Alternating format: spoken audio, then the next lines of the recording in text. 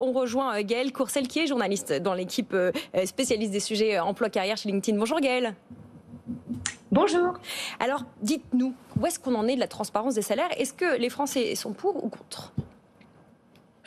Eh bien, écoutez, les résultats de notre sondage de cette semaine sont sans appel. Tenez-vous, sur 18 000 personnes qui ont répondu à notre question, 83% se disent favorables et 16% non favorables à la transparence des salaires. Pour de nombreux professionnels, la transparence permettrait plus d'équité entre les collaborateurs.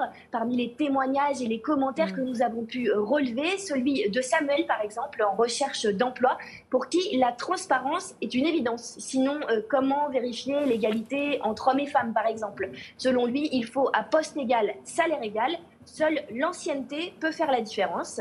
Jérémy, qui travaille dans l'ingénierie, partage aussi son expérience. Pour lui, la transparence des salaires évite le nivellement par le bas. Il raconte qu'en début de carrière, il a accepté un salaire plus bas que sa valeur réelle sur le marché et a ainsi perdu énormément de temps. Mais pour beaucoup quand même, enfin pour une minorité, 18% en l'occurrence, ça reste quand même un petit peu tabou, cette communication, cette limpidité autour de sa rémunération. Oui, tout à fait. Pour une minorité, 16%, le sujet reste assez tabou. Pas question de révéler ses émoluments à ses collègues. Par exemple, pour Mohamed, le salaire d'une personne dépend de l'individu, de son parcours, de ses responsabilités, de son importance dans la structure. Bref, impossible de le normaliser, de l'uniformiser quelque part. Daniel ajoute aussi que la transparence peut générer plus de conflits que de situations apaisées. Vous imaginez la transparence dans une entreprise, ça peut créer de l'incompréhension, de la jalousie, de la frustration.